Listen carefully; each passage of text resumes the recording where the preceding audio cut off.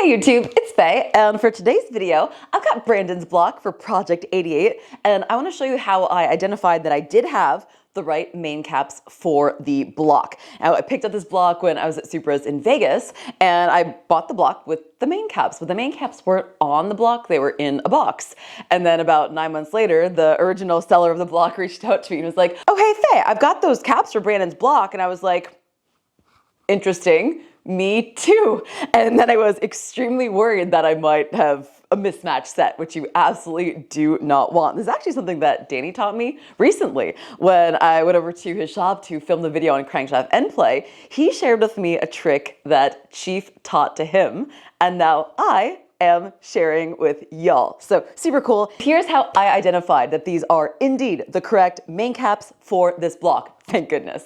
Hold on a second, Faye. What are you even talking about? What does it even matter if the main caps don't match the block? We're going to be putting brand new bearings in it anyway, right? Well, yeah, I certainly will be putting brand new bearings in this block, but to answer that question, let's jump back to a conversation that I had with Danny last week where we discussed this in depth. When this cap was put on the engine, if the cap moved this way and this way, it would lock up. Basically, we have a center. Yeah. We have the register, which is what keeps the cap in place.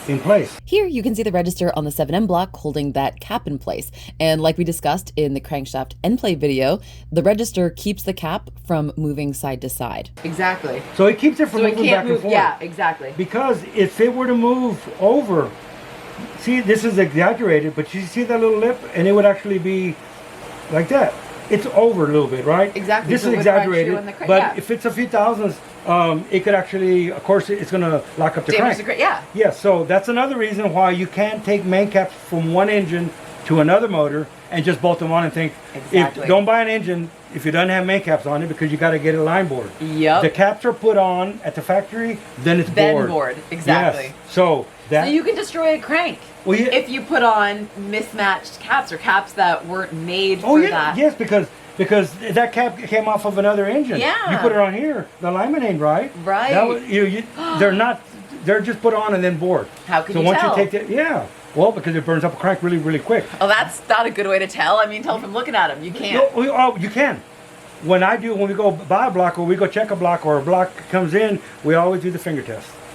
You can feel it. To feel the finger test, you can feel you can feel a lip here, and then you feel on this other side, and the lip's the opposite, then the cap is not the cap off of this block. Exactly. Also, my uncle would also, everything when it's machined leaves some signs of machining. So you look for the match marks and you match them up. The mark is going to go all the way from here and go back up over there. Exactly. It's bored like this. So my uncle would put it on there, and the line has to match. If the line goes here and it doesn't match the top one, that cap is not off of the motor. Okay, so time to check out our block and verify that we do indeed have the right caps. So the first thing we want to do is install all the caps properly and torque them down. So as you can see on Toyotas, this could not possibly be any easier. Every single one of the caps has an arrow that is pointing towards the front of the engine. And from the factory, they are labeled. Here's the first one, number 1. You can see there's a number 1 right there. And number 1 is kind of special. It's much thicker than the rest. There is a 2 lightly etched into the top of this cap. Cap number 2, arrow facing forwards. Cap number 3. Cap number 4 is our thrust, and the 4 is right there. Cap number 5, 6, and 7. So all the caps are installed in the right place, facing the right orientation, and they're torqued down. So let's check. The sigh of relief because this first cap had clear as day matching machine marks. So I'm going to show you a close-up of my main caps so you can see what to look for. On this first one, do you see how these lines continue uninterrupted from the cap through to the block? These were clearly bored together at the same time. I also gave each seam the finger test to make sure that I couldn't feel a lip at all, nor did my fingernail get hung up on the slightest ridge. With my eyes closed, I wouldn't have been able to tell where the caps ended and the block began. And the good news is, every single one of them looked and felt just like that.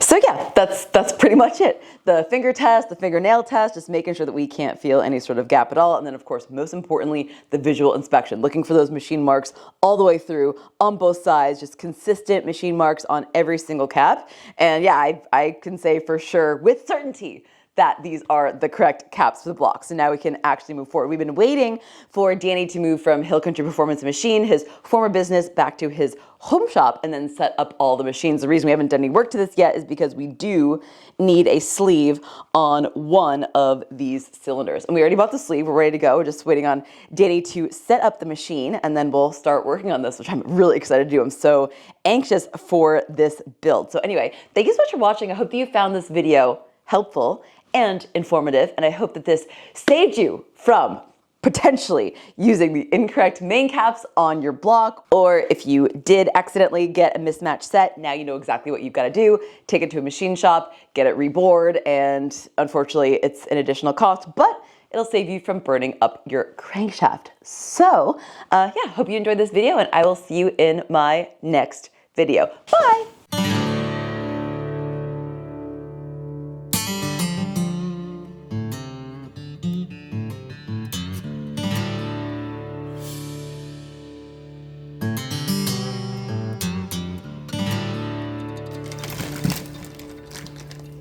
The poor chickens are not loving this heat, so we're going to give them some frozen corn on the cob today as a treat.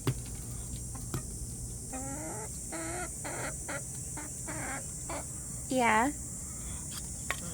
I know it's a little harder than normal because it's frozen sweets.